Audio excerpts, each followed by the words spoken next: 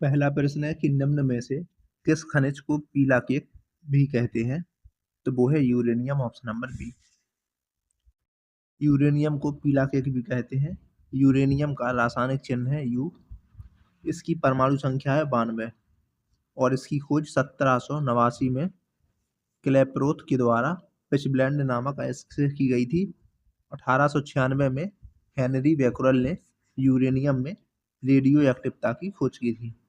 अगला प्रश्न है कि 1825 में वेदांत कॉलेज की स्थापना किसने की थी, जिसमें दोनों भारतीय अध्ययन और पाश्चात्य सामाजिक तथा भौतिकी विज्ञान पाठ्यक्रम प्रस्तुत किया गया था?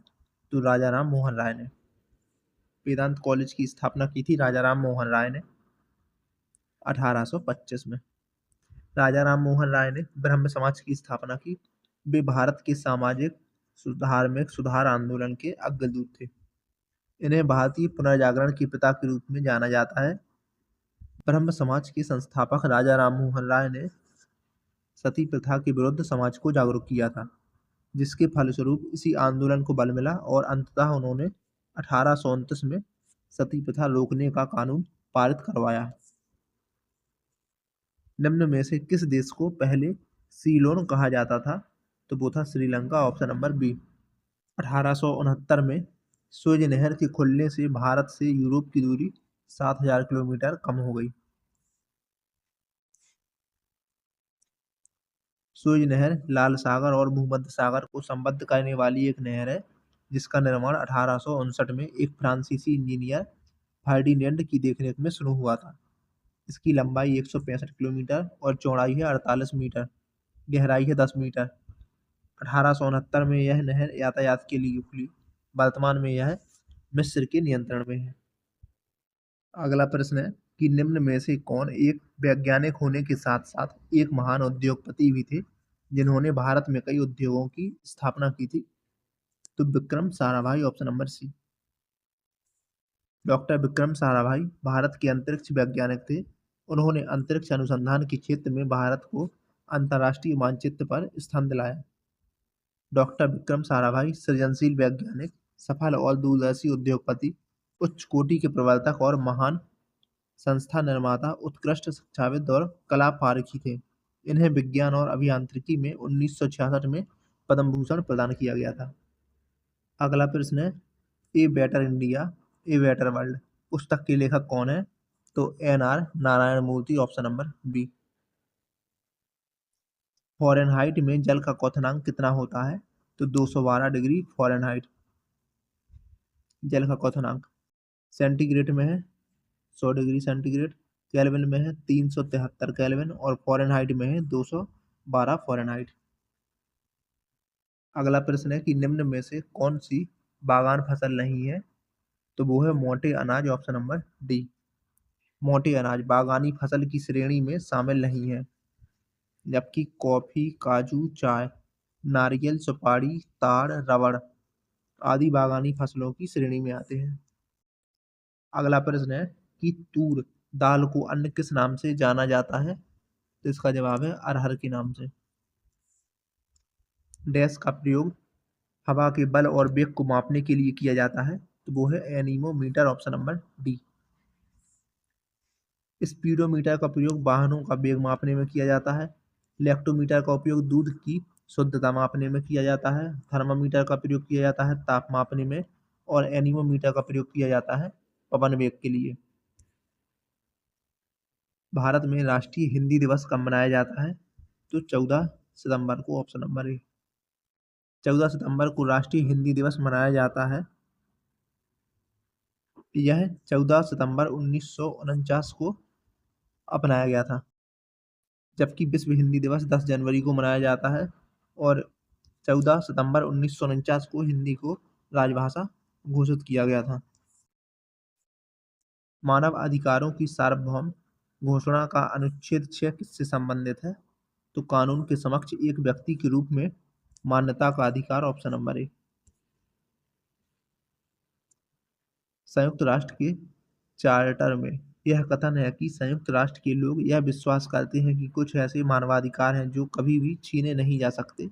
संयुक्त राष्ट्र संघ ने 10 दिसंबर 1948 को मानवाधिकारों की सार्वभौम घोषणा अंगीकार की थी, जिसके अनुच्छेद 6 के तहत हर किसी को हर जगह कानून की निगाह में व्यक्ति के रूप में स्वीकृति प्राप्त की गई है। अगला प्रश्न है, नेशनल स्टॉक एक्सचेंज का मुख्यालय कहाँ पर है? तो यह है मुंबई में। अगला प्रश्न है कि एक रंग बिरंगा और मंत्र मुग्ध कर देने वाला मेला है जो कि प्रत्येक वर्ष उत्तर प्रदेश के मेरठ में होली के कुछ दिनों के बाद मनाया जाता है, तो वो है नौचंदी मेला। अगला प्रश्न है, एंटीबायोटिक पेनिसिलिन की खोज किसने की थी? तो अलेक्जेंडर फ्लेमिंग ने, option number B. Alexander Fleming ने खोज की एंटीबायोटिक पेनिसिलिन की। आर्किमिडीज ने खोज की उत्प्लावन बल की। अलेक्जेंडर ग्राहम बेल ने खोज की टेलीफोन की। और लुई पास्चर ने खोज की रेबीज के टीके की। भारतीय संविधान की 8वीं अनुसूची भारतीय गणराज्य की आधिकारिक भाषाओं की सूची प्रदान करती है। 8वीं अनुसूची में भारत की 22 भाषाओं का उल्लेख है। मूल रूप से 8वीं अनुसूची में 14 भाषाएं थीं। 1967 में सिंधी को, 1992 में कोंकणी को, मणिपुरी और नेपाली। 67 में सिंधी, 92 में कोंकणी, मणिपुरी और नेपाली। 2004 में मैथिली, संथाली, डोगरी और बोडो को 8वीं अनुसूची में शामिल किया गया था। 12वीं अनुसूची में अनुसूची 74वें संविधान संशोधन 1993 के द्वारा जोड़ी गई।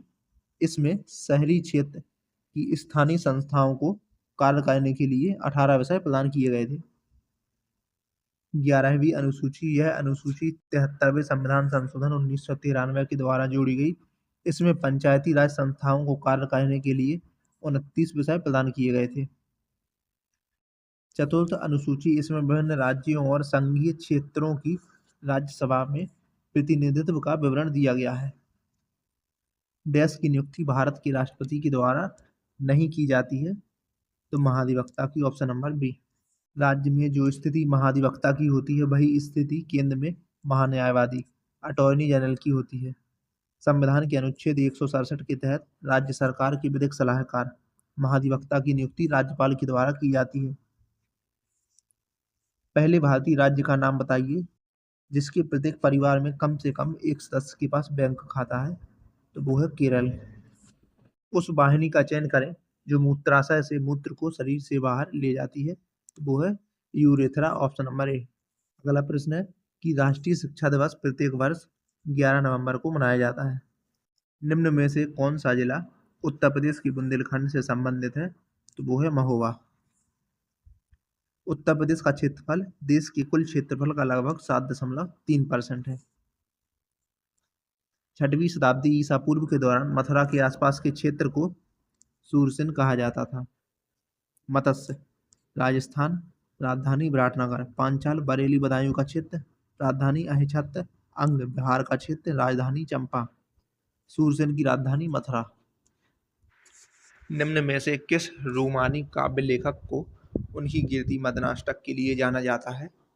तो ऑप्शन ए रहीम। रोमानी लेखक के रूप में प्रसिद्ध रहीम को उनकी कीर्ति मदनाष्टक के लिए जाना जाता है। रहीम का पूरा नाम था अब्दुल रहीम खान खाना। इनका जन्म हुआ था 17 दिसंबर 1556 को लाहौर में।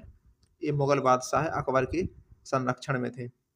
रहीम के ग्रंथों में रहीम दोहावली, पर्व, मदनाष्टक, राग पंचाध्यायी, नगर शोभा, नायिका भेद प्रमुख हैं। उत्तर प्रदेश में पहली बार 1887 में प्रकाशित होने वाले दैनिक समाचार हिंदुस्तान के संस्थापक कौन थे? तो वो थे मदन मोहन मालवीय। उत्तर प्रदेश में 1887 में प्रकाशित होने वाले दैनिक समाचार हिंदुस्तान के संपादक मदन मोहन मालवीय थे। मालवीय जी का जन्म हुआ था प्रयाग में 1861 में। इन्होंने वर्ष 1916 में बनारस हिंदू विश्वविद्यालय की स्थापना की थी। उत्तर प्रदेश में किस वर्ष सभी सरकारी कार्यों के लिए हिंदी का प्रयोग करना कानूनी तौर पर अनिवार्य कर दिया गया था? तो 1968 में। निम्न में से अकबर के दरबार के मुख्य चित्रकार कौन थे? तो दसवंत, ऑप्शन नंबर सी। दसवंत और बसावन अकबर के दरबार के मुख्य चित्रकार थे।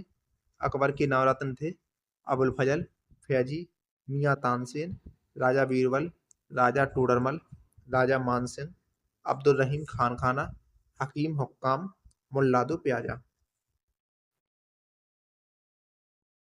डैश फैजाबाद के एक प्रमुख संगीतकार थे जिन्होंने शास्त्रीय संगीत में टप्पा शैली का विकास किया था। तो मुस्तरी बाई ऑप्शन नंबर ए। निम्नलिखित में से बुंदेलखंड का लोकप्रिय लोकगीत कौन सा है? तो वो है आल्हा। आल्हा बुंदेलखंड का प्रमुख लोकप्रिय गीत है। बिरहा पूर्वी उत्तर प्रदेश तथा पश्चिमी बिहार में गाया जाता है। लंगुरिया बुंदेलखंड का एक लोक नृत्य है। निम्नलिखित में से कौन सी नदी भारत में ब्रह्म घाट पर कर्णाली नदी से जुड़ती है और घाघरा नदी बन जाती है? तो वो है शारदा। शारदा नदी या काली नदी उत्तराखंड के पिथौरागढ़ जिले में स्थित कालापानी नामक स्थान से तथा गौरी गंगा मिलाम हिमनद से निकलती है। यह प्रदेश में पीलीभीत जिले में प्रवेश करती है। सीतापुर की बसरा या बहराम घाट से निकलकर के निकट पहुंचकर यह कर्णाली यानी कि घाघरा नदी से मिल जाती है।